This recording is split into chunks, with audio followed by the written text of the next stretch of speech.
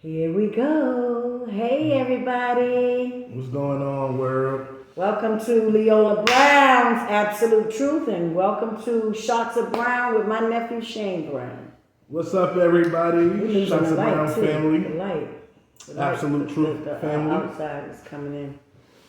Me and my nephew was just sitting here today, just discussing some family stuff. We were just talking about how we want to get the family together and do some things with the family. We're trying to unite our family and bring peace and for everybody to just come together as one unit. That's what we were talking about today. Right.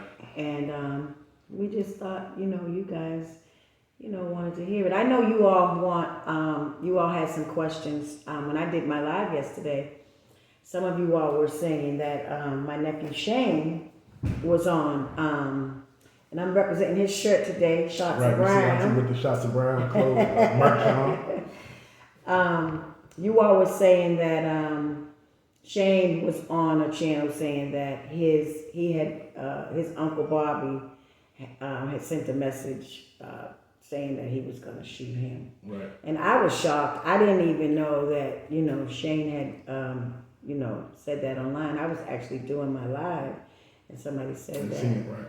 But I don't want you all to think that, our families really, we're used to our family being together and not going through such things as this. Right. And so, we want peace for our family. We don't want to go through this. Right. I know Shayne, I know he was hurt. I know that he was hurt. I was hurt for him. You understand? This is my nephew. Right. My nephew. And Bobby's his uncle. Somebody that he's always looked up to. Just like, this is Tina's son, and my son, Kelsey, looks up to him too. My son, Flawless. Our children look up to him. All the nephews. All the nephews. Mm-hmm. And Shayne has, I felt so bad because Shayne has been hurt a lot. I mean, physically and mentally. My son is dealing with, my son physically and mentally too. Kelsey's dealing with a lot of mental things because he doesn't have his uncle. But Shayne, right now we're talking about Shayne. I am talking about Shayne because I'm feeling some type of way. I actually cried all night because I'm like, here's my nephew who, like he said, he got cut one time and had his whole face open, and Bobby, was there for that. And then, he's even went through something with his mother, cutting him. He's been through so much. And now he's just trying to talk to his uncle. We need to be better examples for our children. We have to be better examples. This is what my nephew suffered. Come on. We can't do this. So I'm crying out. I'm begging my brother, regardless to what it is Shayne wants to talk to you about, Bobby. Sit down and talk to him. Yes, this is important. But, we're not bringing this on social media. Right. Shayne and I both talked about it, and he's not going to do that. He's not going to do that. But we just want to come together. That's all. Right. My whole meaning, my whole purpose of putting that video out was just basically telling my story and my truths. In no way, shape, or form do I That's your thing right there. Just put it up there. Yeah. In no way, shape, or form though do I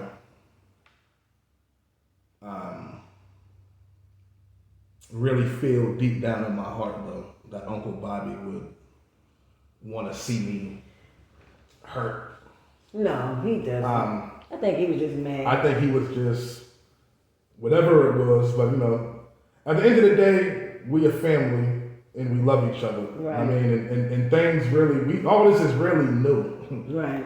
You know what I'm saying? We wasn't having these type of issues and things in our family when Ma and Pop was living. Right. You know what I'm saying? all this is fairly new, Right. and that's why all this things really took a turn with our family and Uncle Bobby. I would, in my opinion, Right. I would say when he got remarried. Yes, absolutely. We never dealt with none of this. We've never been through nothing like this, and it's a different kind of marriage. Alicia came into our family and separated everybody. She separated Bobby from everybody, and it's caused so much confusion in our family. This is like devastating to our family, seriously. So because it's something new. It's something it's new. new. For us it's very new. It's very new, and it needs to stop. And first of all, I don't even like the idea that she came into the family the way she came in and they just threw Uncle Tommy out of the way. Tommy Brown made Bobby Brown who he is today. right. When Bobby got put out of New Edition, Tommy was right there. Like I said, Tommy was going to school for journalism and he stopped. He just stopped out of the blue one day and just didn't go to school no more and focused on Bobby's career. So, and he got it to, at the height of where it was. Bobby Brown was big. He was big because of Tommy. And that's just not fair. And I don't think it's fair to do, especially to your brother, your own brother. I would never do that, know. That's why I had an issue with, I don't know if you've seen the episode or not, but the episode on Every Little Step where they had my mother and Uncle Tommy on there. That's why I had an issue. You know what, and I got to go see that. I haven't seen it yet, but I know your mother was talking to me about it. Like she was when crying to me about that. She was like, because Uncle Bobby didn't reach out after that or whatever.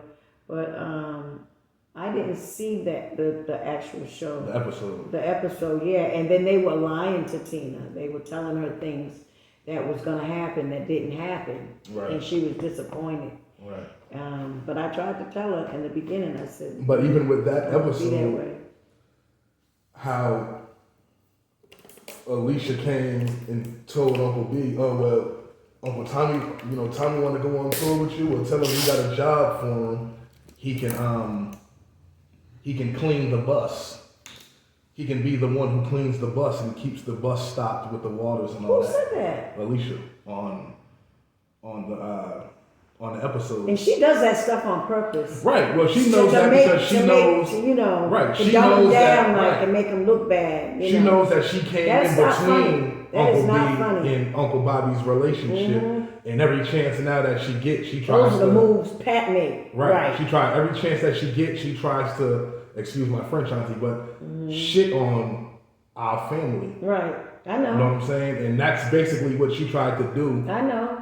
On that episode, you know what I'm saying? Bobby should not go for this though. The outsiders looking in might not look at it that way, but we live it. You know what I'm saying? We know how she comes in. Exactly. She did that to make Uncle T look crazy. You know what I'm saying? And to try to humiliate him on national television, because the world knows that Uncle Tommy brought Uncle B to his height. You know what I'm saying? And she came in and dismantled everything and took over and left Uncle Tommy. And my thing is, she won't let Uncle Bobby rest. You understand what I'm saying? You gotta, when Bobby, you first of all, you married her, and then that happened to Whitney and Chrissy, and then now you're out on tour. That's fine. Bobby Brown is he's one of the best entertainers of all time. We know that. But at some point, when his heart is not good, she should be, as his wife, she should be saying, honey, it's time to rest. Right. And let him rest a little bit. Let him rest. Right. He doesn't, he's been touring for years, it seems like right now. Right at the time where he's very sick and he needs to rest. Bobby is going to, it's going to tire him out if he doesn't get the rest that he needs. He's already tired out though.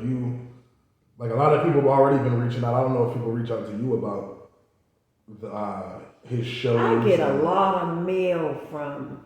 I get mail from people and people that wanna talk to Bobby to do things, and they want to offer him deals and appearances and things like that, but they don't like to deal with Alicia. Nobody wants to deal with her. Right. It's crazy. It's crazy.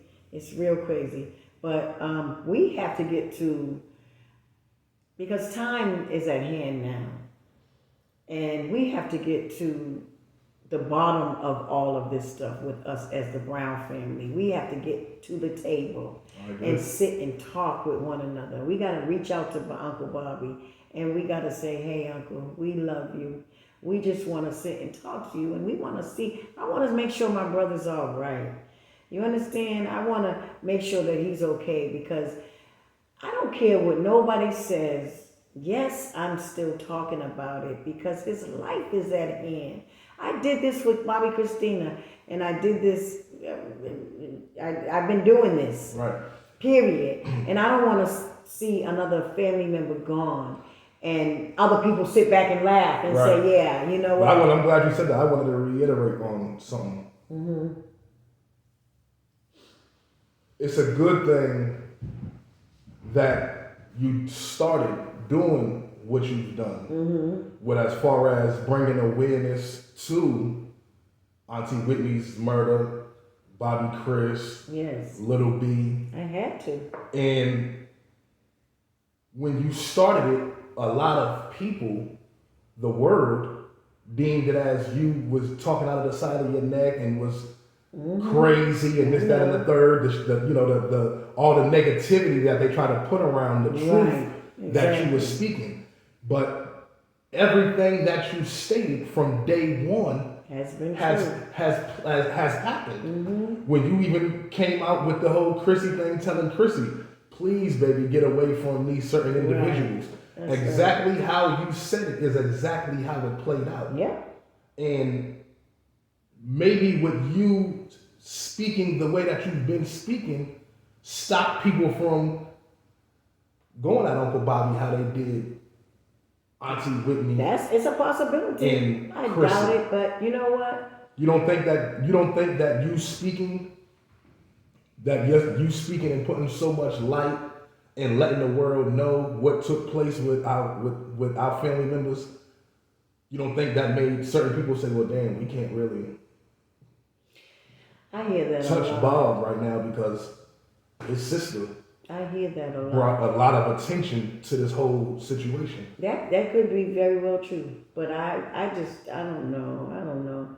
But I mean and whether it is or not, I don't know. But that's good if it is. But bottom line though, it was like, good that you started speaking out, because you've never disrespected no one with you speaking out. It always been about to protect our family and letting the people know the truth. Exactly. And that's it. Because and then I really started speaking out because, and I'm gonna tell you, I told everybody what raised red flags for me was when Pat came out on Oprah and said she was Whitney's manager, and I said, oh my God, why is she lying like that? And then I started thinking, and then with Gerard telling me what he told me and about Pat and Gary running back and forth from room to room. And just all this stuff that was going on. And then the Ray J thing with Bobby Christina. I mean, it was just so much. And I'm like, they said that, it's like, and with all due respect, like I said, I have forgiven everybody. I've dealt with God behind closed doors myself, and I'm looking this way because my camera's here. I've dealt with God behind closed doors and forgiven all of them. But the truth of the matter is, Pat has everybody, and I was talking to somebody last night, a business partner, and he was saying to me, he said, you know what? This is crazy. It sounds like everybody that's around Whitney came in through Pat. Like everybody, all of a sudden, after Bobby and Whitney's divorce, after their divorce, that everybody agitated. You understand what I'm saying? And really just helped it move further into the real divorce. Right. After that, everybody that was on board working with Whitney and that was around her came from Pat. Pat's brother was doing security. Mary is related to Pat. I mean, she got Nick. They said the nurse, the impersonating nurse from North Carolina. That's Pat's hometown. The nurse that came in hospice, right? Yes. And all of this stuff and all of the things that was going on in hospice during the time that we were mourning for Bobby Christina. People had the nerve to come up in that hospice and try us man, let me tell you, as God is my witness, there were days that I walked in that hospice and I almost lost it.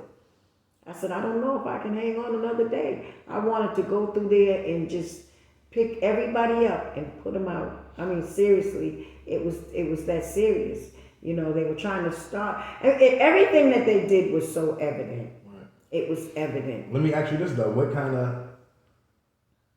how was Pat's energy with you during that time of the hospice? They stay away from me. Everybody, all of them. Pat, Houston, Donna. Gary was basically the only person that I was speaking to around that time. Gary and Ray.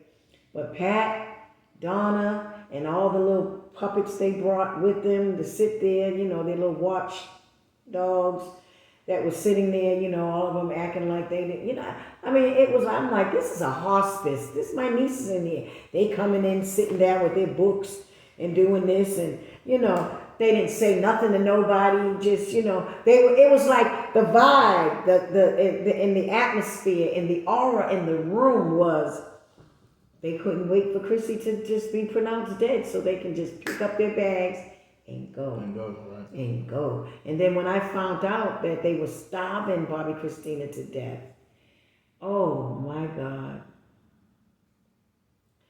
Oh my God. When I found that out, I said, what? And I tried to go into the room with Bobby, but he was like, he wouldn't let me go. When I had walked into hospice, a nurse walked over to me and said, can I talk to you for a minute? She was like, you seem to be the only sane one in this family. And I was like, why would she say that? But I promise you, she did. And I said, yes. And she took me to the side and she said, listen, something has to be done. She said, I got girls at home. I got children. She said, they are starving your niece to death. I said, what? She said, this baby ain't had not even an ounce of a drink of water in 2 weeks. Mm-hmm. I said, you gotta be kidding me. And soon as she told me that, after we finished talking, it was a couple of nurses because another person that came and she was bearing witness. She was like, yeah. She said, they're not giving this baby nothing. Pat and them. Pat. This is why Sissy and Pat was fighting Bobby at this time. They were fighting for custody of, they wanted half of that estate. Right. And Bobby was suffering, going through that, saying, this is my daughter. Why y'all want to fight me over my daughter's estate? Whitney left it for Bobby. But Sissy and Pat fought Bobby over that. But in reality, I'm supposed to be over that. Over the estate, but Uncle Tommy asked me to stand down because we didn't want to put that pressure on Bobby at the time. And I would have been in the media fighting with my brother Bobby at the time, trying to get custody of Bobby Christina's estate. And I didn't want to have it, make it look like that in the media. So I just stood down and Bobby had promised me, he said, I promise you I'm not going to let nothing happen to Christy. I was like, Bobby, save her. Do not let them, because Pat was on a mission. She was throwing things at knives at Barbie, talking about some um, uh, you're wasting money. Every time Barbie Christina needed this or that, she was fussing.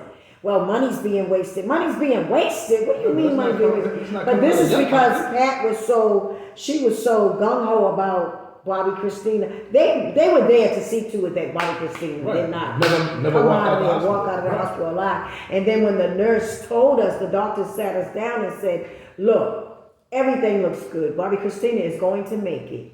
She's going to be fine. She's doing better. She's fighting. She's doing so much. And in 6 months, you all can take her home, and in 6 months, she'll be much better."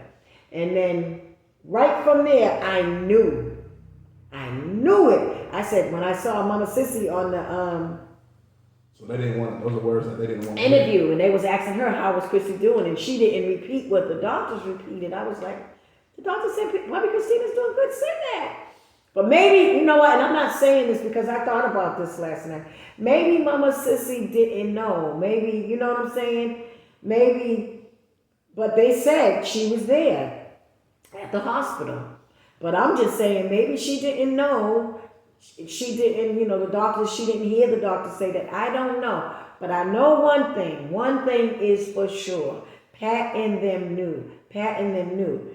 So, for Pat when I say, I can't even explain how serious Pat was into seeing to it that Bobby Christina did not come out of that hospital, you all.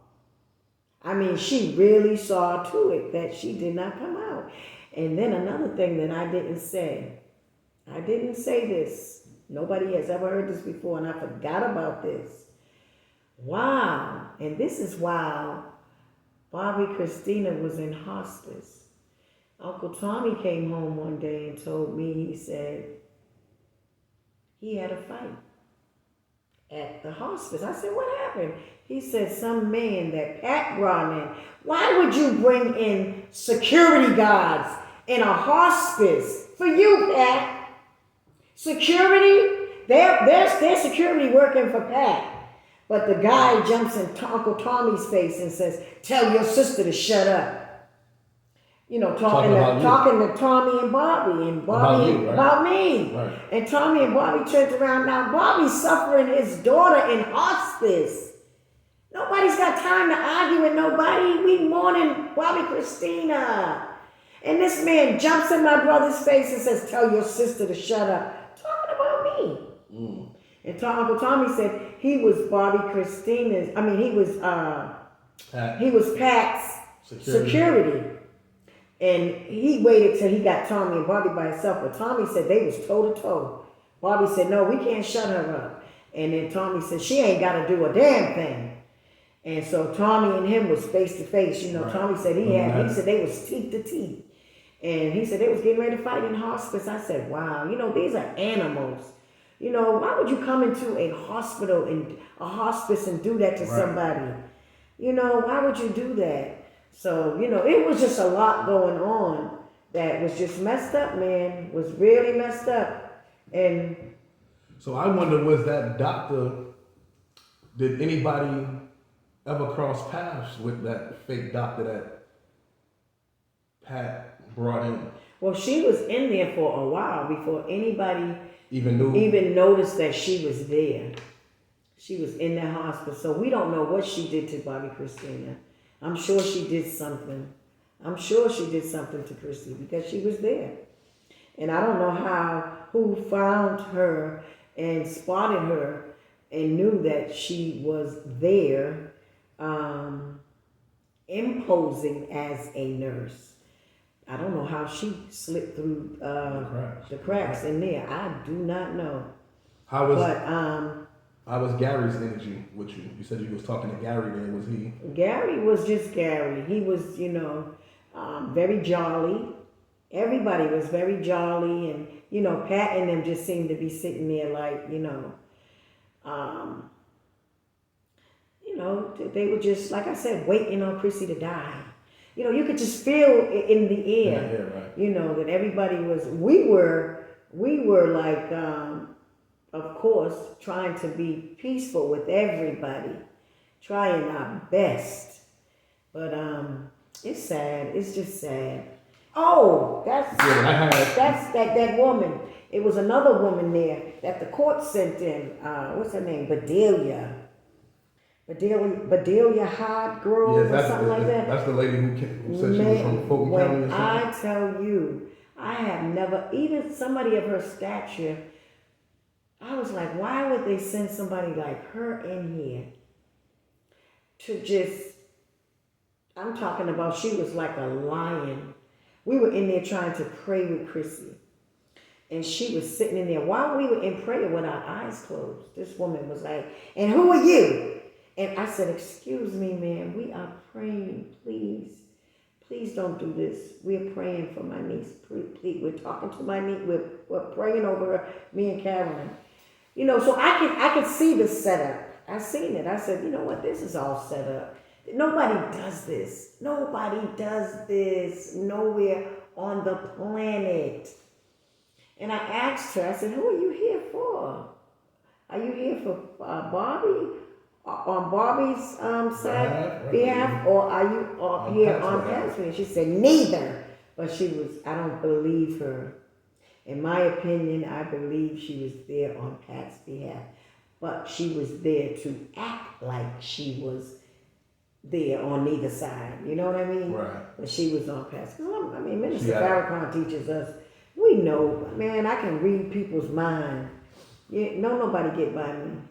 Well, I had. Yeah, she was very evil. I had Landon on here a few months back when I started this podcast, and we had touched on Chrissy and hospice and all that. He was saying that he was having issues with Mimi trying to get him kicked out of hospice. Mimi is. So do you feel like Mimi was? I believe Mimi's going to be next. They're going to get Mimi. Because Mimi is in a place where she thinks that she doesn't understand. Mimi doesn't understand what's going on. She doesn't. And Pat only has Mimi around because Mimi, in the beginning, I didn't understand why Mimi was doing that to the family. You know what I'm saying? Going behind our back like that. And she sat on that side at the funeral. I'm like, what is going on with Mimi? But I got it when your mother, Auntie Tina, had told me. She said Mimi was angry with Whitney, Auntie Whitney, because Auntie Whitney had fired Mimi back in when she found some dirty underclothes that smelled bad, and it was Mimi's. And she told Mimi to take a shower or something like that. And she told her, you don't need to be walking around here like that. It was something to do with a pair of underwear that were in the, that's not funny, that was in the corner, and it was smelling up the house. Damn. And Auntie Whitney said something about it? Yeah, Auntie Whitney said something about it. She said, what is that smell? And everybody was looking, trying to find out where the smell was coming from. And then they said that it was a pair of underwear that Mimi had in the corner. So she got mad at Whitney behind that because Whitney fired her after that, Auntie Tina said. She said she just fired her. And so I said, so now Mimi's upset with Whitney, so now she goes on to Pat's side to, you know what I'm saying, to kind of be against Whitney and Chrissy, and that's wrong. That is wrong because Whitney was good to Mimi, and I felt really bad about that. I was like, wow, Mimi, you shouldn't do that. And then she called me crazy in the media. But Mimi. Oh, she went against you in the media? Mm-hmm. She went in the media, but I think Pat got her to say that. Pat told her to say, I believe that Pat told her, yeah, tell him your aunt's crazy. And that's why Mimi got in the media and said that. My aunt's crazy. I said, Pat, ain't nobody told her to do that but Pat. Because to them, it looks good. For them, it would look bad on my side because that's my niece. To have a Brown saying that. So that's how they wanted to make me look. But I took it. I said, okay. Right. I see the games that you're playing, you all, but it ain't going to work. But, and then Mimi apologized afterwards. After Bobby Christina's funeral, Mimi called Pat for money to pay her bills, I hear, and Pat told her, no, I don't have nothing for you. So then she talks about Pat real bad, and she's mad at Pat now. I said, see, that's exactly what she is. You should have never been over there with Pat anyway. She's not your friend. And then I heard Pat had, just don't answer Mimi's calls no more. But now that I'm speaking out and I'm back, I think back Mimi back with her. Right. And so Mimi's back, but Mimi doesn't see the games that they're playing. Right. You see what I'm saying? Right. And she's playing a dangerous game. She needs to stay away from Pat and them because one day we're gonna get the phone call.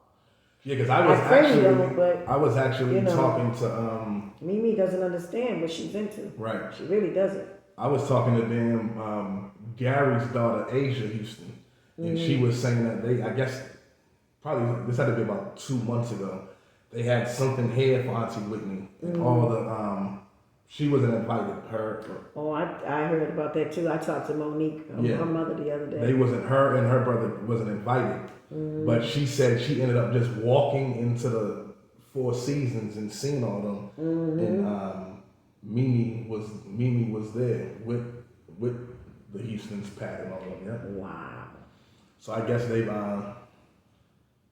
back reconciled their relationship and they cool. But Pat's just using Mimi. Yes, she is. She is.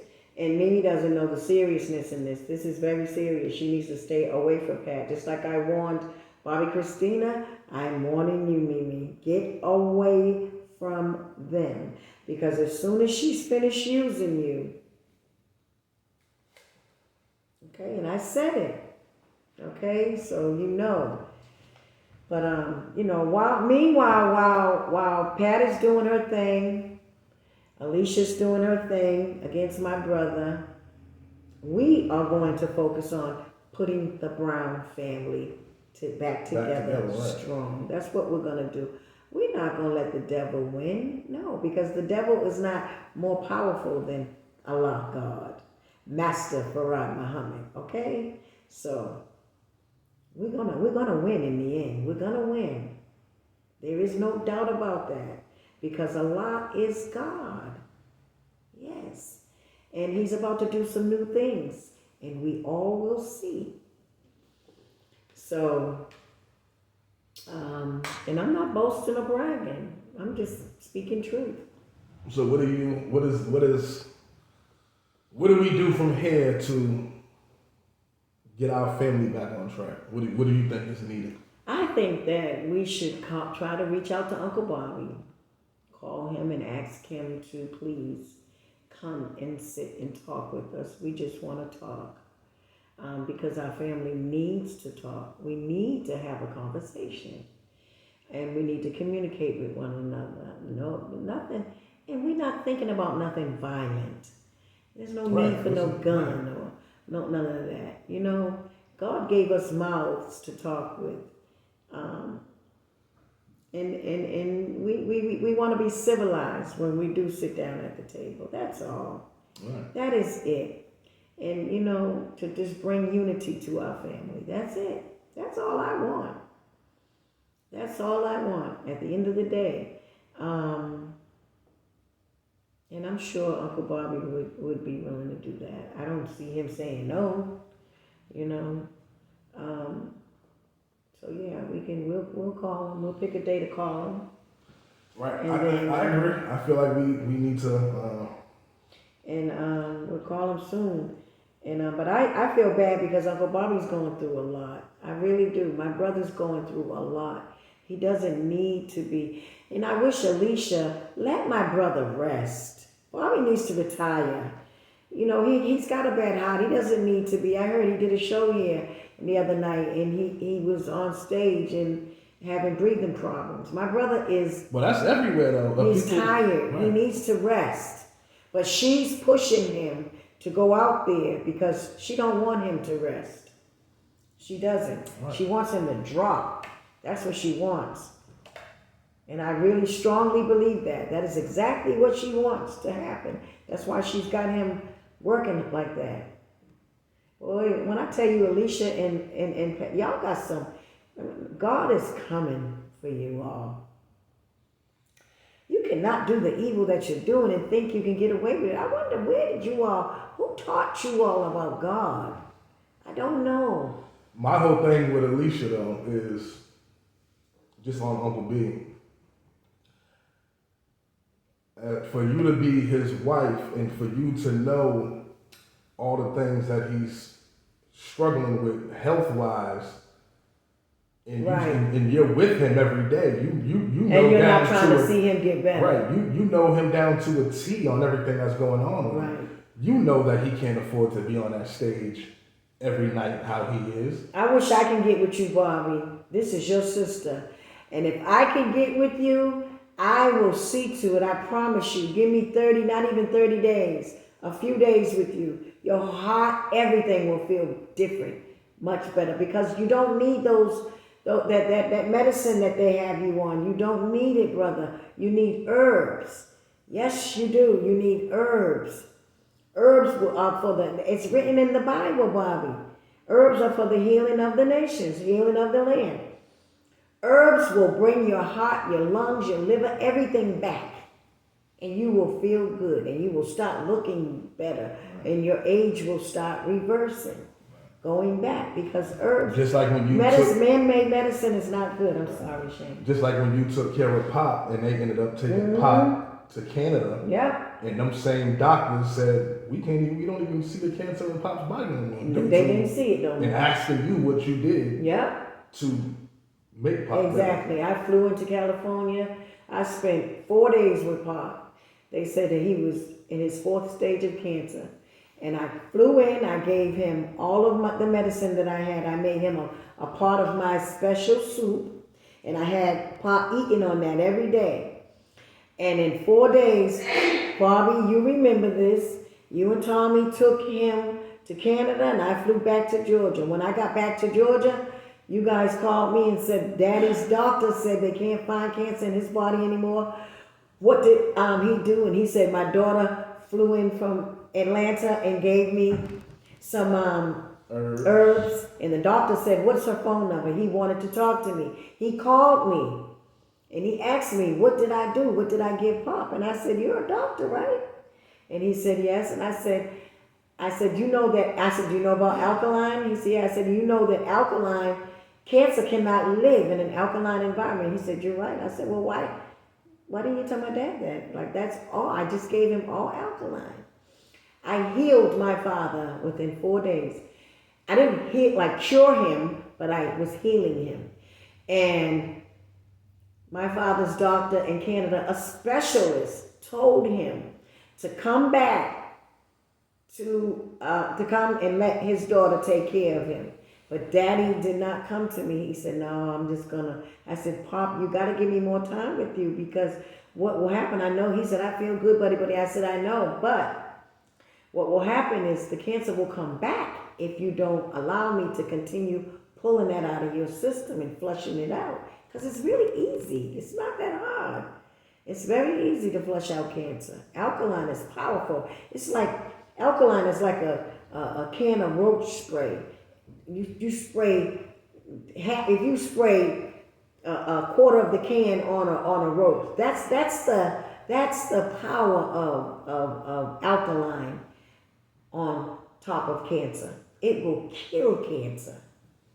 Yeah, so if Pop would have continued on with the regimen that you was giving him, he would have been exactly. He would have been. He would have been fine. He would have been still here. Do you feel Auntie Bethany, I tried the herbs with her. Yes, I'm trying to do them with Bobby and Uncle Tommy. Like, y'all need to come. Well, you just got my mother on it too. I just got Tina on them. Yep, and she'll be doing fine. You know, as long as she just does that and doesn't, have no wine or nothing like that. She'll be fine. Right. Yeah, no drinks. She'll be fine. Right. Yep. So we coming up on Pop's anniversary. Pop, yeah, that's right. Pop passed December 10th, 2011. So in a few days, that will make 11 years for Pop. 11 years, and it doesn't even seem like that long. Right, I know. And mine was January 20th. So next month it'll make 12 for 12 for mommy. 12 for Ma. And Mom needs her tombstone. Bobby, please. I had no idea that Alicia and him had it, so none of us could give her a tombstone. All I heard was Bobby had it blocked. Nobody could help Mommy with a tombstone but him and Alicia. But if you all are not going to do it, let us do it. Let us do it. You know, but I'm not asking you. I'm just saying, because nobody, you don't have, no, Mommy had, my mother, your grandmother has 5 living children. We are all her children. Not one of us have the right over the other. Right. When it comes to, you know, no, that's not how it goes. So we have to get that tombstone put on Mommy's grave. We do. It has to happen. I was thinking, when I last heard Bobby was taking care of that, I never heard that he was blocking everybody from putting a tombstone on, and then he wasn't putting one on. I thought that he was just going to get the tombstone and put it. I'm thinking Mommy had a tombstone, you know. And the reason I say that is I'm a little different in the family. I study Islam. So in Islam, we don't revisit grave sites. That is our belief. The Quran teaches us. So we don't visit grave sites. So I haven't been to the grave site. So, you know, and that's why I didn't know. Right. I tried to remember my mother as she was. How she right. was here. And I brought up, not to cut you off. No, you didn't cut me off. But I brought up the Ma having a tombstone. And it's not a financial thing. I just want to make that known to everybody who was watching, that it's not a money thing. We're not asking Uncle Bobby nor Alicia to pay for the tombstone. The tombstone will get paid for without their help. We just want y'all to release take that release off with just y'all can make a decision. Well, like I said too, they don't have to do that. Because like I said, we're her children and we can go. Because if they stop anybody when we go, if they try that, I've got some of the best attorneys in the country. We need to try it because and there's been several attempts where my mother went and tried to get a tombstone. You all should call me. I had Jerome and Gerard went and tried to do it, and it has to be approved through Uncle Bobby for a plot to be there. You know what I'm saying? And that's why it took so long. I've been texting Uncle Tommy talking about, man, just add my name to it. It's not about, don't worry about the money. I'll pay for the tombstone. Right, exactly. Just add my name to where I can talk to these people and let them know we want the tombstone here and I can pay for the tombstone. You can do it that way, or you can just go up, we can go up there ourselves. Well, I'm going to Boston, right? We're demanding that you allow us to put this on my mother's too. If you don't, I will slap a lawsuit on you. Well, I'm going to Boston next month. You don't have that right to do that. Nobody gives you that right. There's no law that says that. So we're gonna get to the bottom of Ma's tombstone. Right, exactly. This year, within the next couple months, Ma will have a tombstone, hella hot water. We're gonna make it happen. That's right. Because I believe the matriarch in our family not being honored is a big problem. It is. You know, Ma being there for 11 years with no tombstone is a big problem. I had no idea. She has to be honored. In the beginning, I didn't know that for real. Yeah, Ma has to be honored. I was so shocked when I heard that. When your mother was telling me, I was like, "What? Oh my God, no!" Yeah. So that But that's one thing that is a goal of mine, and that's my number one main focus is getting my grandmother, your mother, a tombstone. 2023. And I feel bad about how everybody did you too with them. How they did you with this Marsha, and she sits up around them and plays both sides. She comes and talks about Alicia like, she tells everything about the bank and how Bobby and Alicia sat in Detroit. She said she was sitting in the restaurant with Bobby and Alicia, and then Alicia ran across the street to the bank and came back and told said, Uncle Bobby to start that bank "Oh, account on you." yes, come here. I need you to get up and go start a bank account over here." They just in town for something. They ain't even gonna be there that long. What does she want him to set up a bank account over here across the street for? But Marsha was saying Uncle Bobby wasn't feeling it, that even she was. she does that. I'll be glad when y'all get that witch. That right. But see, that's the thing about Marsha. Marsha, right? That's the thing about Marsha, and it ain't even just Marsha. Mm-hmm. It's Marsha and it's everyone else. Right, I know. That's around Uncle B too. And I want to. Yeah, but that's a big part. But I want to say this. I'm glad you just brought that up. Mm-hmm. I want to say one thing to everyone that is employed by Uncle Bobby. Uncle Bobby, watch yourself. Yes. And I say that from the bottom of my heart, because one thing you have to understand is these same people who ha and he in your face and act like it's all love was the same ones calling my phone happy. Yep. Marsha, for one. Marsha, your backup singers, all of them, they're all fake. Mm-hmm. No more will I hold back and keep y'all a secret. This is my family. That's and right. You're not going to play both sides with my family and think you're going to get away with it. Yeah. You're not going to smile in my face and talk about them and think that it's cool. No, that's still my uncle. I don't give a damn what me and him go through. Right. Because if it was an issue with him today, I'm going to be one of the first ones on the front line to come see about one of y'all. That's right. So, no longer will y'all be able to call my phone and say, oh, well, just keep that between me and you. No. Mm-mm. If it's going to stay between me and you, don't call my damn phone no more. Because at the end of the day, I'm not dealing with snakes and you playing both sides. It's over with. Right. Uncle B, everybody around you is fake. Yeah. And I need you to know that. Yes. And you need to check. You need to check all them all from the top to the bottom. Check all of them. Because they all fake. And I'm going to keep it real. Mm-hmm. They're all fake. Yep. Every one of them. They was all happy when I started this. Oh, well, I'm so happy that you bringing Alicia down. Hell yeah, the truth needs to be spoken about her. This, that, and the third. Alicia, all kinds, opportunists, groupie, B-word, H-word, everything. But the thing is, this wasn't for y'all. Y'all are happy that she's getting called out, but this was never for y'all or about y'all.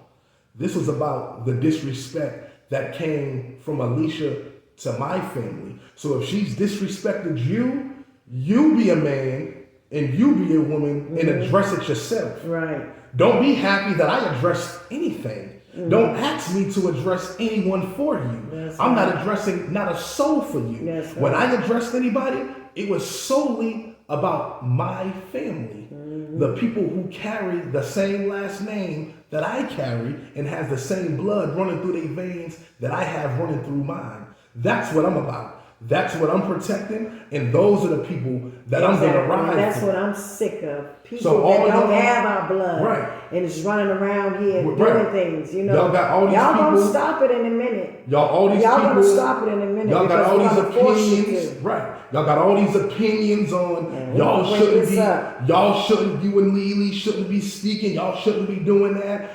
I don't want to hear nothing from no one about what me and my aunt should be doing because you're not a part of this Brown family. No, exactly. I don't give a damn if you was from Boston and you grew up with us for 50 years. That's right. If you don't have this Brown family name, mind your business. Mind your business. Mind your business. That's right. And I'm just going to put that there and leave it there. Mm-hmm. And if anyone has a problem with me saying that, call me. Come see about but mind your business, because it's y'all who get in between this Brown family business and choose a side and try and cause confusion in our whole family. Mind your business and tend to your family. Worry about Don't your you family. have some family business or somebody? Have your own business, period. And leave my family alone. Because y'all. And whatever we do is our business. It's our business, not yours. A lot of y'all came in with this divide and conquer, and y'all's been doing it. God, it's been going on in this family since I was a kid. It's over. It's coming to an end. It's coming to an end. I'm going to tell y'all now, so you might as well get ready. Because it's coming to an end. We're tired. We are very tired. It's coming to an end. I'm tired of it. And God is tired. Right. God is tired. It's like if y'all, if you want to see the Browns do good, speak positivity. Right. Don't get around this Brown and speak negative on this person. And exactly. Come on, man. It's because that's not what they're there for. It's fake. Y'all get excitement. It's like y'all get excitement out of seeing this whole family in disarray and seeing us separated. We're already dealing with enemies on the outside. Together. It's trying crazy. to come in and so sabotage stuff. Right. So if you don't truly have love for the Brown family in your heart, then just keep it pushing and go about your business. Because we've been dealing with fake individuals in our lives way before I was born. Right. So just go about your business. We don't need nobody coming in here trying to play these divide and conquer games. We're trying to bring our family together, but we got outsiders coming, pulling this one this way, this one that way, that one that way. I'm not that Brown that you can do that with. I'm not that Brown that you can do that with. That's why y'all don't like me, because I'm strong. I don't allow nobody to come to me and separate me from my sister, my brother, my nieces, nephews, nobody. That's not who I am, because you are not that powerful. You couldn't do it. Right. You couldn't do it. Leola's not with that. That's why you don't like me, because I'm strong. But you know what though, I noticed too, it's always the ones who speak the truth is the ones who they always because people, they love foolishness so much. They love this world. They love evildoers. The Bible talks about them. Evildoers. They love evil, and they love being puppets for the devil. That's what they love. They do. They love wrongdoing, and it's sad. It's sad. Get your life together. Try to strive to do good things sometime. And stop focusing on the negative. Because what's going to happen, I'm going to tell you what's going to happen. Because what I'm going to do is pray to my Father. Okay, that's what I'm going to do. And you don't want me to do that. Because what's going to happen is you're going to be removed. Now keep playing with my family, and you're going to be removed. I promise you that. Well, I talked about on an episode a few weeks ago, Auntie. It had to be about 2 weeks now. About how you was how you've been trying to plan a Brown family reunion and get everybody together. Yes. And we got something planned. Right. You and I, we talked about it today, so we're going to style it and we're going to film. Right. So, family, if you're watching. Right. If you're watching, you know that we have nothing but the utmost love and respect for all of you. Mm-hmm. We just want to see things get right. Right. But me and Auntie Lily been talking, and we're gonna start planning this family reunion to get the family together. Should we do? We're gonna decide on what city we should do that in. And we're gonna keep it private because we don't want nobody to know where we're going, right? And how we're doing it. But we're gonna tell you, Shayne and I picked a place today, and we think it's wonderful. And we're gonna call all the family together in this one place. Right. Mm-hmm. And even nobody outside the family is allowed. Right. We don't want to hear that you've been around the family for a long time. This ain't about that. We love you. We still love you. But it's about our family. We're trying to get our family together. So you can't come and bring anybody. Nobody. No. It's just brown blood only. Right.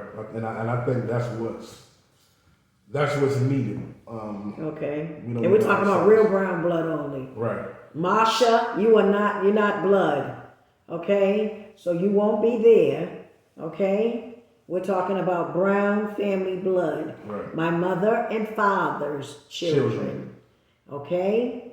And Marsha, you have nothing to do with that. Father or mother. Neither. So stay back. Little Herbie either. No. But I think we should do something here before we do the family reunion. Before we plan the family reunion, though, Auntie, I think we should we should start with a Brown family dinner with just the Browns that are here in Atlanta. Try to get everybody, send invitations to everybody for a Brown family dinner here in Atlanta. Right.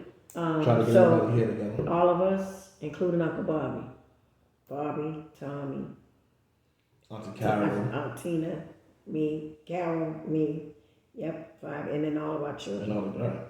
Mm-hmm. I think that'll be dope. Yep. So family, hopefully everybody will agree to it, and everybody put their differences to the side. Right. And if you have an issue with anybody that you need to that you want to work out and talk to, just the floor is open to have these conversations. Right, because we need to talk. Right. Communication is key. And especially with Regardless. me, anybody who has any type of issue with me, anything on your chest that you feel that you want to get off, I've always been open to And conversation. we don't have to even argue. Right. We don't have to. We can, A because we can conversation. disagree to disagree, and we whatever. Even if you come and you say, well, but we're gonna lay everything out on the table so that we can have love for each other from that day on. Right. And say, if I ever accidentally pinch you or intentionally pinch you or whatever, you're going to let me know next time. You're going to pick up the phone and call me and say, don't do this, don't do that.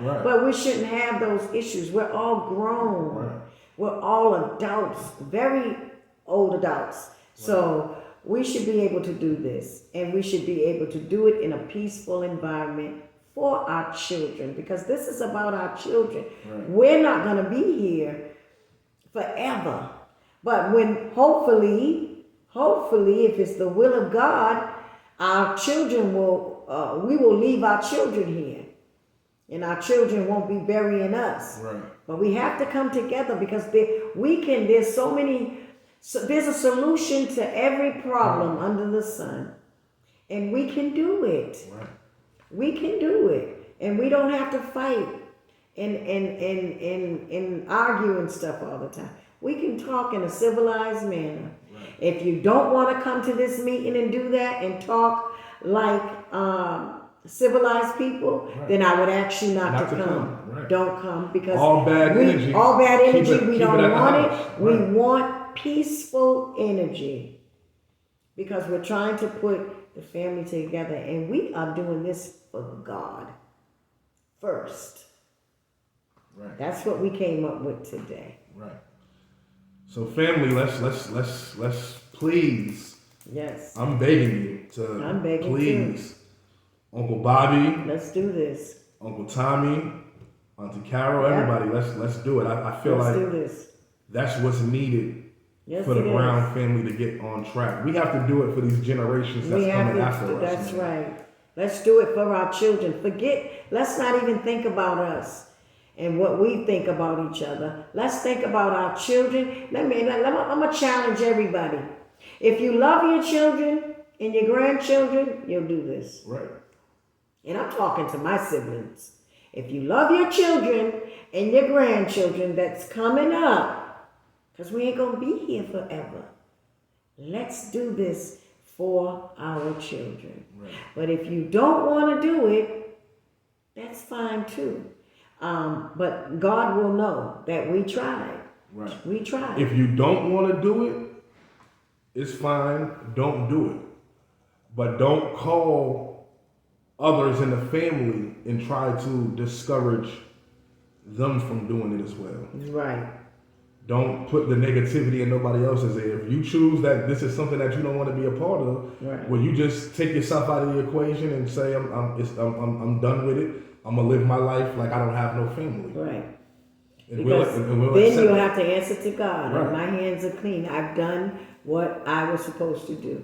So but just that's how we're gonna leave it. put that bad energy on anybody else and have them make a decision off of your thoughts. Right.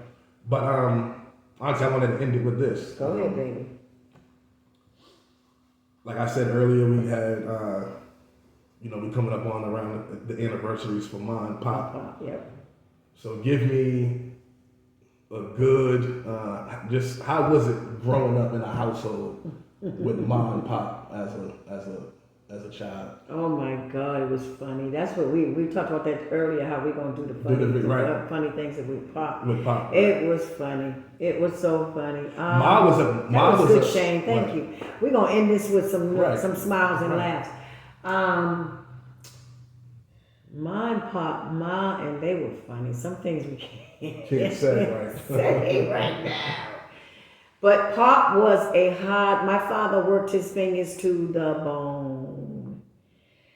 He worked his fingers to the bone. I never seen my father take a vacation. I didn't know what a vacation was like for people that worked. Like really, seriously, I didn't. Till I got much older and I was like, vacation? Because my father never took a vacation. He worked his fingers to the bone for his wife and children. And when I tell you that my father came home every week, your grandfather came home every week and handed his wife that check. And we used to see, he would get us first.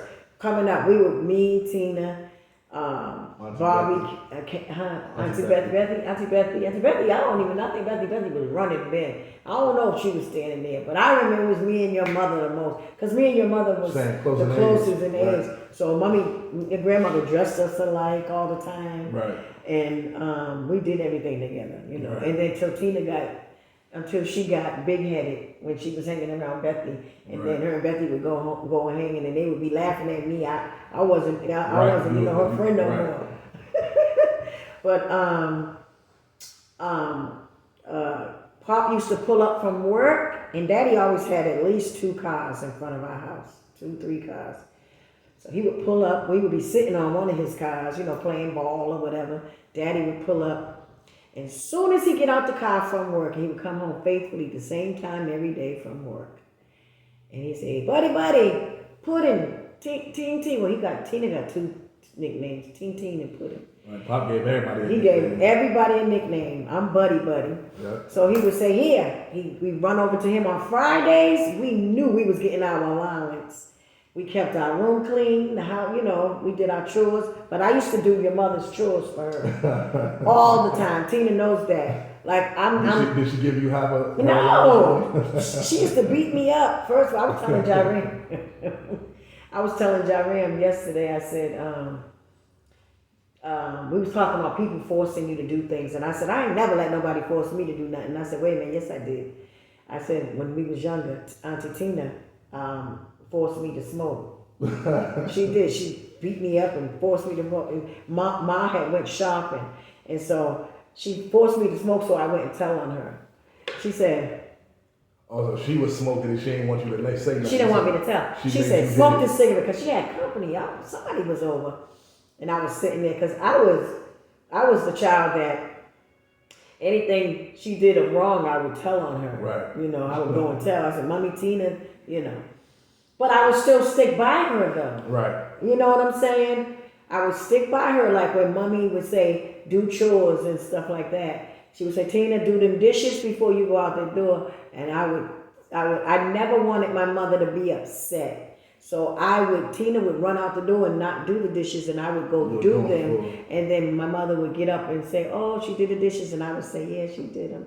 But I would do them just because I didn't want my mother to be upset. I wanted to always see my mother smile because my mother used to go through a lot.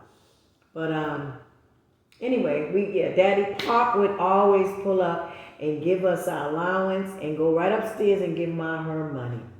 But the funny part is, I'm going to tell the world the funny part is, Daddy would take about $20, $30 out. And my father back then was getting money. Back in those days, he was bringing home a couple of thousand a week.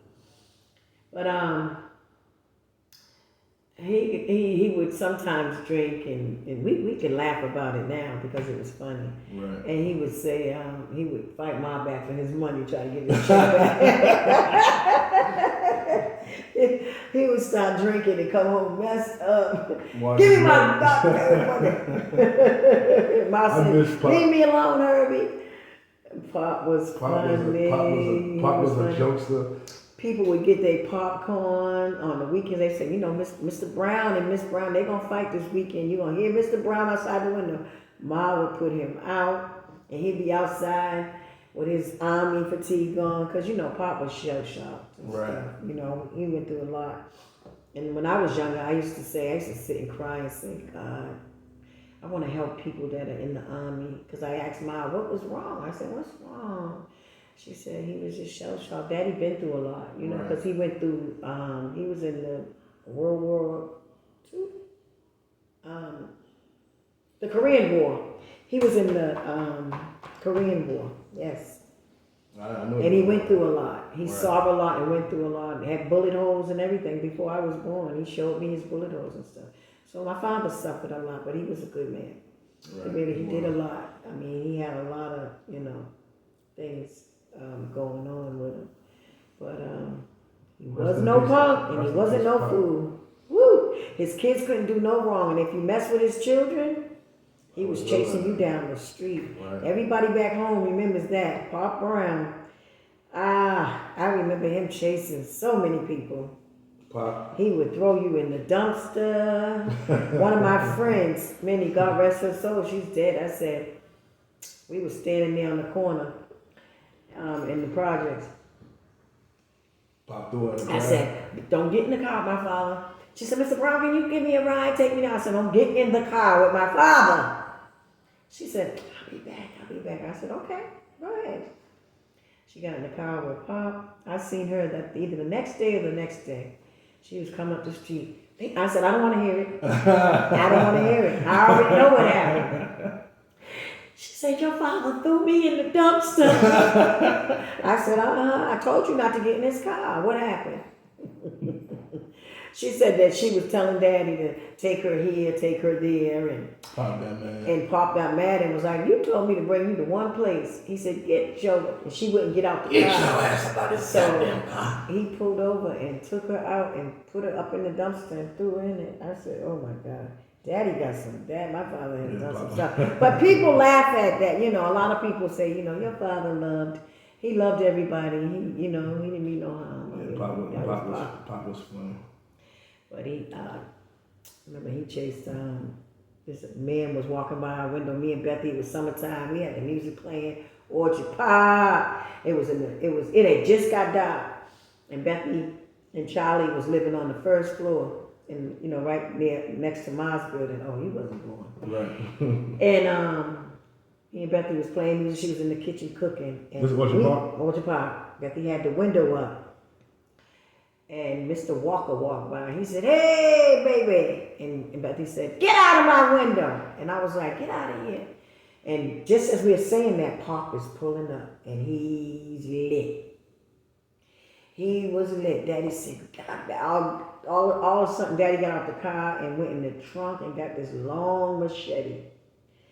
And he was like, get away from my daughters. I said, Daddy, no. And we ran outside, me and Bethy, we running down the street behind Daddy. We was like, Daddy, no, Daddy, don't do that. Don't hurt that man. Man, that was scary. We just thought, because I'm thinking if Daddy hurts him, he gonna go, you know, he gonna go to jail. Right. Oh my God.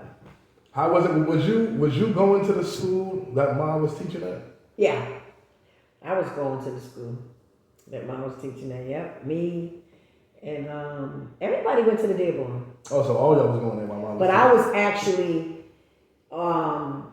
at the Dearborn when I was going to, when Mom was a teacher there. I was, when Mom did that, Mom beat my teacher up. My mother beat my teacher up. Miss Khan, I will never forget it, white lady. She, and you could see her, you know, her skin's, you know, white, so you could see the purple.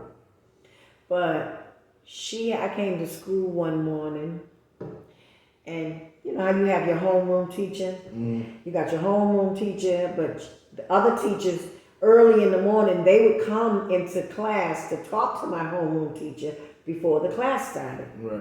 So we had just got in class, and I'm sitting there, and I'm happy because mommy gave me some extra money this morning for school. I had a banana, I had maybe some chips, I had a bunch of candy. I had, my lunch, it was packed. So I'm sitting there, but this teacher was playing, like she didn't like, not that she didn't like me, but because this is what I heard. My siblings were so bad. Right, that she ain't like none of y'all. She ain't like none of us, and I was the baby. I was the youngest one that was in finally in the school now. And she had trouble out of Bethy, Tommy, and Tina. Your mother gave everybody hell.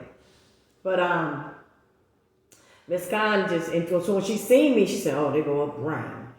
And I'm just sitting there minding my business, showing my classmates my candy and stuff. I'm like, they said, "What you got for lunch, Leola?"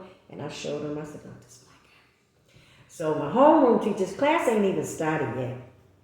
Homeroom teacher said, "Put that away, Leola." And I said, "Oh." And no, matter of fact, no, she didn't. No, I'm sorry, that's a lie. The homeroom teacher didn't even say that. Miss Khan said it. She said, "What are you doing showing that?" She's not even my teacher. She just came in to see my teacher. She said, "What are you doing with that lunch? What are you doing? You don't supposed to open your bag till lunchtime." And I said, "I was just showing my friends." And she snatched my bag and said, "Give it to me." She snatched it. When she snatched it, I just sat there and I was like, she said, I don't know if she told me then she would give it to me after class. I think she did. I think she said, "You get this after class," or something like that. Well, I didn't get my candy. So lunchtime, all the kids was laughing at me. They was like, Miss Khan gave us your food. So they was eating my candy. Damn, she gave you stuff away? Yep. She gave my food to the kids. I know Mom wasn't having that. Mommy was mad. She gave my candy away, my banana, my chips, everything. And the kids was laughing at me. They was like, "We got your candy." So I said, "Okay." I said, "She don't know my mother." I didn't say nothing else. I said, "Okay, y'all got my candy. Y'all think it's funny." I went home. I said, "Mommy," I said, "Miss Khan took my lunch." And she said, "What?" I told my mother what happened. My mother said, "Oh no." The next day, my mother said, "Come on." She picked me. She took me up to the school. We walked in. She went first to the principal's office. She said, and this is before they hired her. They hired my mother at this same school after this incident I'm about to tell you.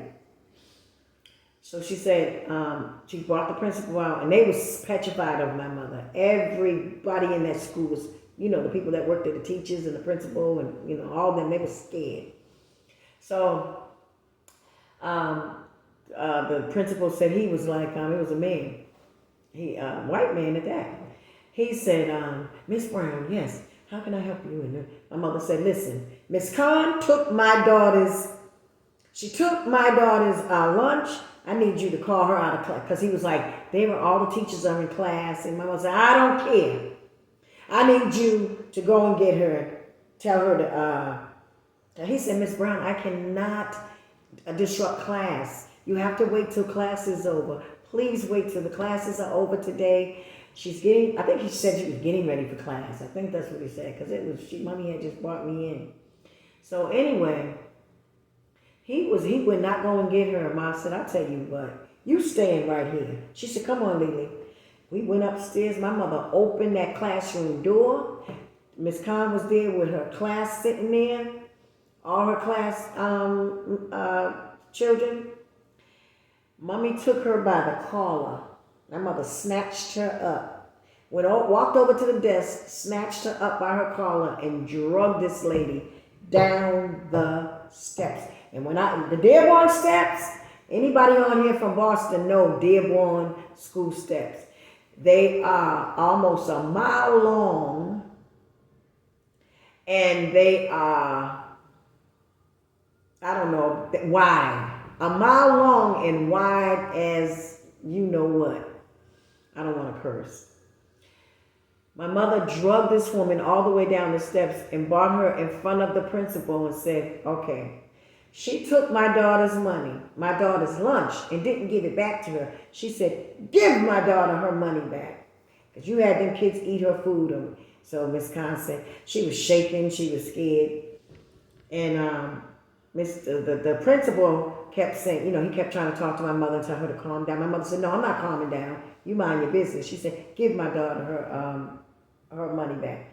So the woman went in, and at this time, she was standing in front of a big, long desk. And we were like right there in the doorway. So she's standing with her back against the desk. And Mommy's standing in front of her, and I'm on Mommy's side. But there's a window on the side, and it was glass. And I remember my friend, Daphne Terry. Daphne Terry can witness this if she remembers. But I remember her face because she was right in the window. And because when Mommy hit her, I looked at Daphne Terry, and Daphne Terry was like, but Mommy hit this woman, my mother hit this woman so hard that she flew up, then back. My mother said, bye, and she went up, then back, and fell over the desk. And baby, and then the principal he started running and thought my mother was gonna get him, but she wasn't. And then he went to call the police. My mother said, you ain't gotta run. You ain't gotta run. She said, I'll be right here. He said, I'm calling the police. She said, go ahead. I'm going to be sitting right here on the steps waiting for them. I'm not going nowhere. So she said, come on, Lily. And we went and sat on the steps. And Mommy said, come on, we're going to sit here till the police come. And we sat there. We had to wait. I was like, my mother, why don't we go home? She said, no, we're going to wait for the police. So the police came, and my mother said, excuse me, sir. She ran up to them. She said, you looking for me? She said, I blackened this woman's eye in here because she took my daughter's lunch earlier. Now, today, it sounds petty, right? But the officer was like, oh, my God, Miss Brown. They knew her because my mother didn't take nothing from nobody. So the police knew who she was. Right. Mm-hmm. My mother beat my cousin up one time. Gave my cousin a whooping for stealing money. And her mother, my mother's sister's daughter, and my mother whooped her, and her mother got mad at my mother and said, why would you whip my child? And my mother said, because you need to stop stealing. She said, well, I'm going to call the police on you. They called the police on my mother. They had to call backup to get my mother in the police car. Backup. Yes, I was just walking up coming from Dudley. And I seen police 2 or 3 cars in front of my house, and I seen my mother struggling with them. I said, what the? And it was about 4, 5 officers on my mother. They could not handle her. No, sir. So Ma was something else. That lady was strong. Mommy always told me, she said, you are so strong. You strong like me, because we used to wrestle and do the arm. I said, you are strong. I said, I know, I got it from you. But yeah. Yeah, but Mommy punched her eyes out, and then when she came back to school, all the kids was laughing at her, and she had 2 black eyes, both sides, but I think my mother only hit her on, and I couldn't understand it. I was like, my mother hit her on one side, why is both sides? But they were like, her eyes was like, ouch. She came back to school like that? Yes, and they were purple, blue, and different colors, yes. Dang. That baby was talked about for a long time. My mother said, don't you? Oh, because I forgot that part. When she was standing at the desk, my mother said, hand her. And when she went in her pocket, and the principal kept saying, I'll give it to her, Miss Brown. I'll give it to her. My mother said, no, you're not going to give it to her because you didn't take it from her.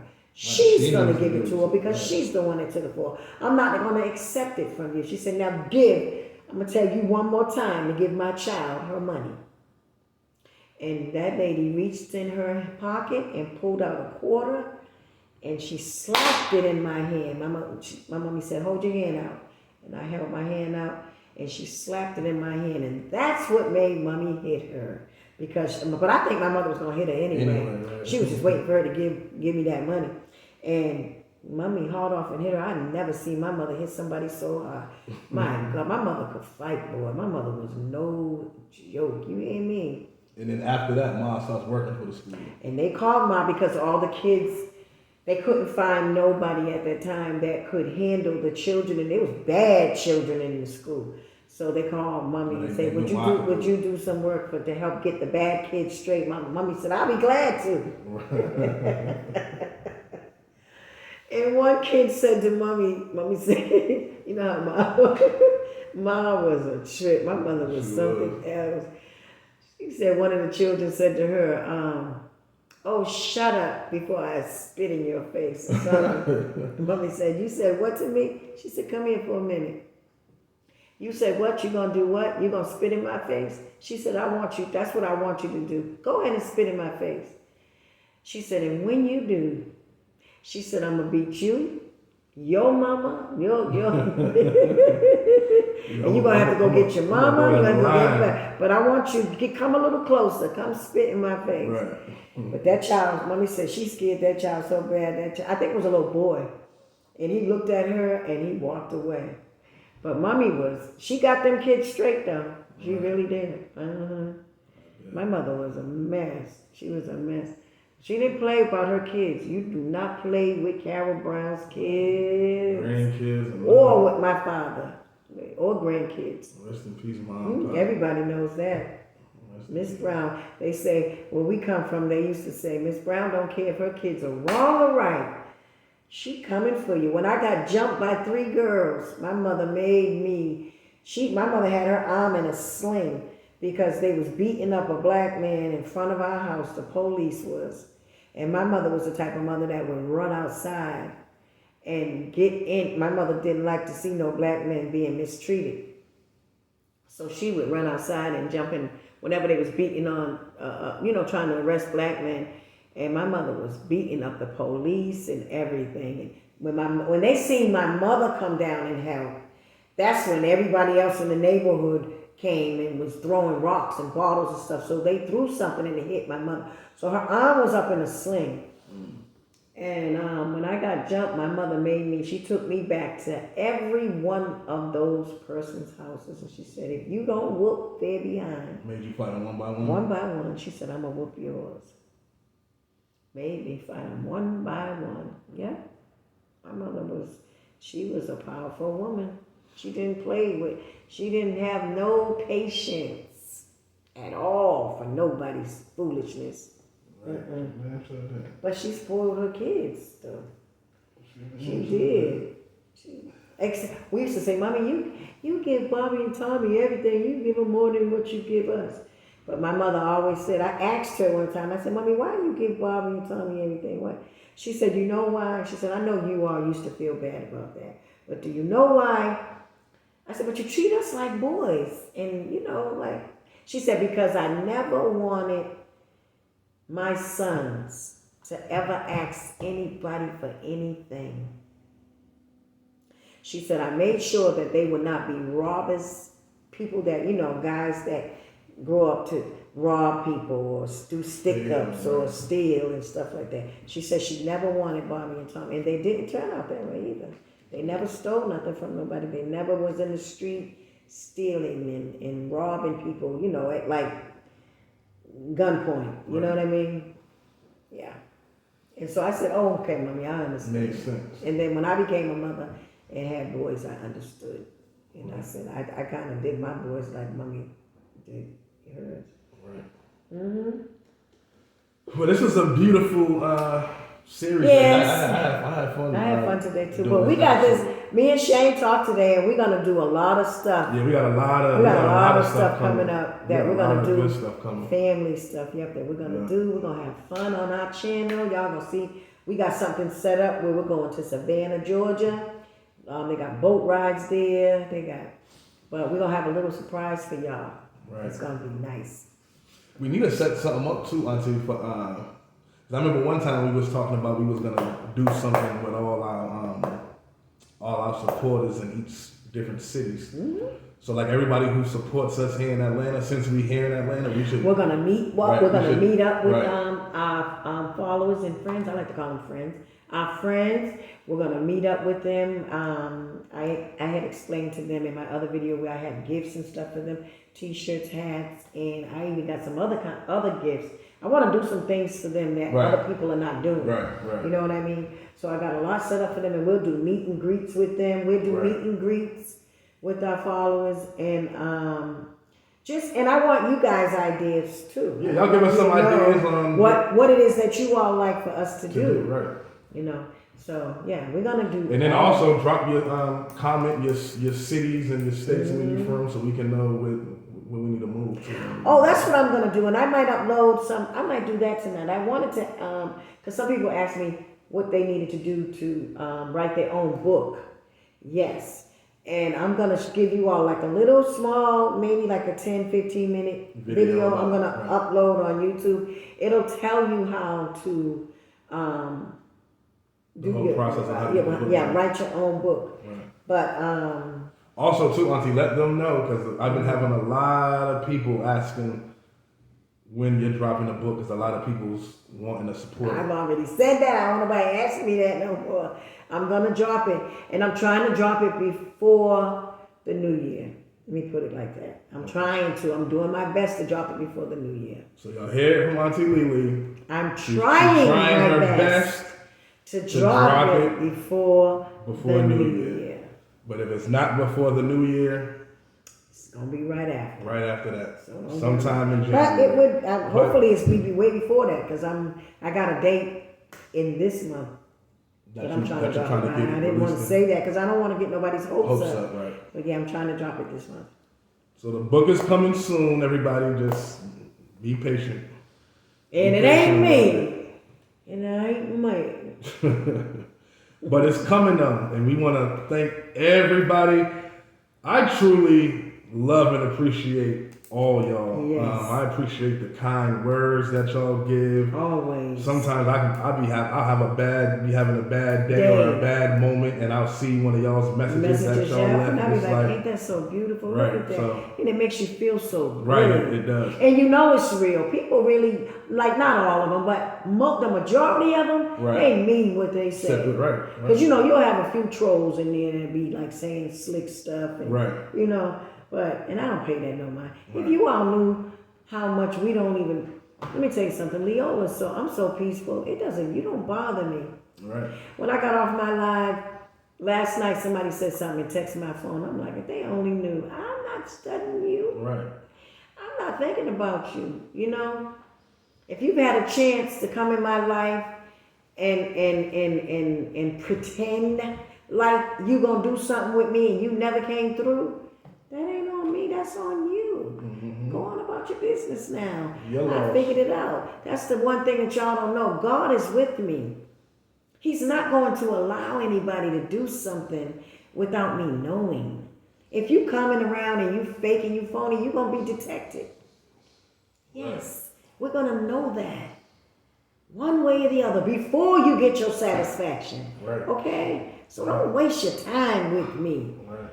Because let me tell you something, my circle's small. It's kind of great, but it's small, and my door's closed. I'm not for that, okay? Right. I got somebody that I'm doing my documentary with. I got my own people, so I'm good. Right. I'm good. I ain't trying to do nothing like that no more. Well, we love and appreciate all y'all who lying. Right. We show love to our channels though. Y'all. I can do this. Yeah, I'm so grateful for people that come on here, and you know, we want to show our appreciation for you guys, and we will.